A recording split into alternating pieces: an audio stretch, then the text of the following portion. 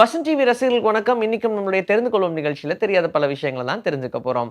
Rainbow's எல்லாருக்குமே தெரியும். மழை பெய்யுற டைம்ல இந்த ரெயின்போஸ் நம்மளால பார்க்க முடியும். எப்படின்னா, இந்த மலைச்சாரல்கள் எல்லாம் அந்த சூரியனுடைய கதிரால பட்டு அது ஒரு கலர்ஃபுல்லான ரெயின்போவா நமக்கு தெரியும். இது இங்க மட்டும் கிடையாது. எங்கேயாவது அருவி, நீர்வீழ்ச்சி இதெல்லாம் பார்க்கும்போது கூட அதுலேருந்து வரக்கூடிய அந்த சாரல்லாம் கரெக்டா அந்த சூரிய ஒளி அது மேல படுறதுனால நமக்கு ஒரு ரெயின்போவா ஃபார்மேஷன் கிடைக்கும். இதெல்லாம் பகல்ல மட்டும் தான் பார்க்க முடியும் அப்படின்றத நம்ம எல்லாம் நினைச்சிட்டு இருப்போம். ஆனா ரெயின்போன்னு ஒண்ணு இருக்கிற மாதிரி மூன் போஸ்ன்னு ஒண்ணு இருக்கு. இது நைட்லயும் நம்மளால பார்க்க முடியும். இந்த மாதிரியான மூன் போஸ்லாம் ரொம்ப ரொம்ப ரேரா தான் பார்க்க முடியும். ஆனால் இந்த ரெயின்போ இருக்கிற மாதிரி அது எப்படி நம்ம பகல்ல பார்த்து ரசிக்கிறோமோ அதே மாதிரி இரவுல நம்மளால மூன் போஸை பார்த்து ரசிக்க முடியும். அதுவும் கிட்டத்தட்ட இதே மாதிரி ரொம்ப கலர்ஃபுல்லா தான் இருக்கும். ஆனா நைட் டைம்ல அதை பார்க்கறதுக்கு ரொம்பவே அற்புதமா இருக்கும். நம்ம காம்பஸை எப்படி பார்க்குறோம், இந்த எர்த்தோடைய மேக்னெட்டிக் ஃபீல்டை வச்சு எந்த திசை அப்படின்னு நம்ம பார்க்குறோம் இல்லையா, அதே மாதிரி புறாக்களும் இதே மேக்னெட்டிக் ஃபீல்டை வச்சு தான் அது பயணிக்குதுன்னு சொல்றாங்க. அது கண்ணு, மூக்கு, வாயின்னு எதையும் நம்பாது. அது முழுக்க முழுக்க நம்பக்கூடியது இந்த எர்த்தோடைய மேக்னெட்டிக் ஃபீல்டு தான். மேக்னெட்டோ ரிசப்ஷன் அப்படின்னு சொல்லுவாங்க. அதுதான் இந்த புறா ப்ராசஸ் பண்ணக்கூடிய ஒரு விஷயம். இது ஃபுல் அண்ட் ஃபுல் எங்க நார்த் எங்க சவுத் அப்படின்னு ஈஸியா ரொம்ப அழகா நேவிகேட் பண்ணி அதோடைய வீடு நார்த்ல இருக்கு அப்படின்னா எங்க போனாலும் சரி பெர்ஃபெக்ட்டா அதை நார்த்தை நோக்கி பயணிச்சு அதுக்கப்புறமா அதோடைய விஷனை யூஸ் பண்ணி அதோடைய வீட்டுக்கு போகும் அப்படின்னு சொல்றாங்க. ஆனா முழுக்க முழுக்க ரொம்ப தூரத்துல தொலைவுல எல்லாம் போகும்போது அது நம்பக்கூடியது இந்த மேக்னெட்டிக் ஃபீல்டு தான். நம்ம ரொம்ப ஸ்ட்ரெயின் பண்ணி எந்திரிச்சோம்னு வச்சுக்கோங்களேன், நம்மளால முடியலப்பா அப்படின்ற ஒரு ஃபீல் வரும்ல, அந்த டைம்ல நம்ம கண்ணுக்கு முன்னாடி ஏதோ புழுக்கள்லாம் கொஞ்சம் பறக்கிற மாதிரி ஃப்ளோட் ஆகுற மாதிரி இருக்கும். ஆனால் அதெல்லாம் என்னன்னு என்னைக்காவது யோசிச்சிருக்கீங்களா? அதுல குறிப்பா சின்ன டாட் மாதிரி அதுக்கு பின்னாடி சுத்தி இருக்கிற மாதிரி ஒரு ரவுண்ட் சர்க்கிள் ஷேப்ல ஒண்ணு பார்ப்போம். அது என்ன தெரியுமா? அதான் நம்மளுடைய ஒயிட் பிளட் செல்ஸ். இதெல்லாம் நம்மளுடைய பிளட்ல ஓடிக்கிட்டே தான் இருக்கும். ஆனா அதெல்லாம் நம்மளால பார்க்கவே முடியாது அப்படின்னு நினைச்சிட்டு இருப்போம். இதெல்லாம் வெறும் மைக்ரோஸ்கோப்ல மட்டும் தான் பார்க்க முடியும் அப்படின்னு நினைச்சா, ஆனால் அதெல்லாம் நம்மளால பார்க்க முடியிற மாதிரியான ஒண்ணு வரணும் அப்படின்னா, அதுதான் நம்மளுடைய கண்ல ரிஃப்ளெக்ஷனா தெரியுது. ஸோ நம்ம எப்பயாச்சும் ரொம்ப ஸ்ட்ரெயின் பண்ணி எந்திரிக்கிறது, இல்ல நமக்கு உடம்பு முடியாத போது, நம்ம ஏதாவது கொஞ்சம் கிளியரான ஒரு ஸ்கையையோ, இல்ல கிளியரான கலரையோ பார்க்கும்போது, நமக்கு முன்னாடி ஏதோ கொஞ்சம் புழு புழுவா பறக்கிற மாதிரிலாம் இருக்கும் இல்லையா?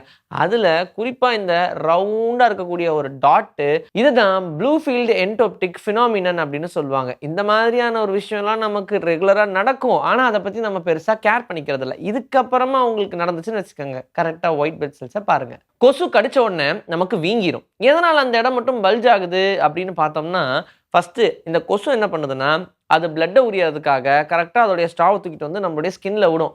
இப்போ அந்த ஸ்ட்ரால இருந்து அத எக்ஸ்ட்ராக்ட் பண்ணும் அப்படின்னு நினைக்கும்போது, ஃபாரின் புரோட்டீன்ஸ் அதாவது நமக்கு சம்மந்தமே இல்லாம வெளியிருந்து வந்திருக்கக்கூடிய அந்த மாதிரியான புரோட்டீன்ஸ், அந்த பாக்டீரியாஸ் இது எல்லாத்தையுமே ஃபைட் பண்றதுக்காக நம்மளுடைய இம்யூன் சிஸ்டம் ரெடி ஆகும். அப்படி ரெடி ஆகுற போர்ஷன்ல பிளட் வேற எங்கேயுமே பரவிடக்கூடாது அப்படின்றதுக்காக அந்த இடத்துலயே ஒரு பிளாக்க போட்டு மேல தூக்கி அதுக்குள்ளேயே ஃபைட் பண்ணும். அதனால தான் அந்த இடம் மட்டும் நமக்கு இட்ச் ஆகுது.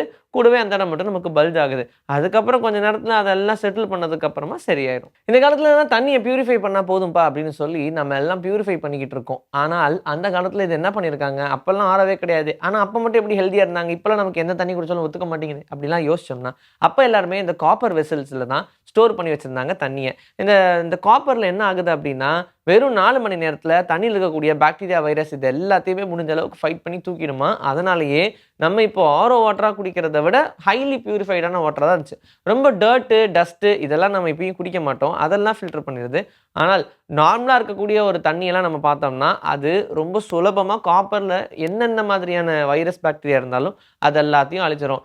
ஈவன் தோ தண்ணி பார்க்கறதுக்கு கொஞ்சம் கலங்கலா இருந்தாலும், அது மேபி மண்ணால இருக்குமே தவிர்த்து, அதில இருக்கக்கூடிய பாக்டீரியா, வைரஸால இருக்காது. அண்ட் அதனால உடல் உபாதைகள் வரதுக்கான சான்சஸ் ரொம்பவே கம்மியா இருந்துச்சு.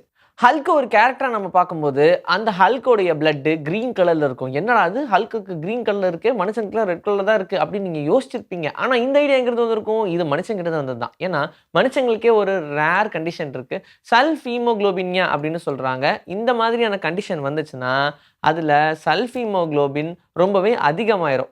இது ஒரு வேளை அதிகமாயிடுச்சுன்னு வச்சுக்கோங்க, நம்மளோட பாடியில இருக்கக்கூடிய ரெட் கலர் பிளட் கிரீன் கலர்ல மாறுறதுக்கு சான்சஸ் இருக்கு. ஸோ இது மாதிரி நடக்கிறது ரொம்ப ரேரா இருந்தாலும் மனிதனுக்கு நடக்கும். அந்த மாதிரியான ஒரு இன்ஸ்பிரேஷன்ல தான் இந்த ஹால்க்கை எடுத்திருக்காங்க. இன்னைக்கு நம்மளுடைய தெரிந்து கொள்ளும் நிகழ்ச்சியில தெரியாத பல விஷயங்கள் தெரிஞ்சுக்கிட்டோம். இதே மாதிரி சூப்பரான கண்டென்ட்டோட உங்களை நான் மறுபடியும் சந்திக்கிறேன். Until then, this is bye from Vijayashree. Take care.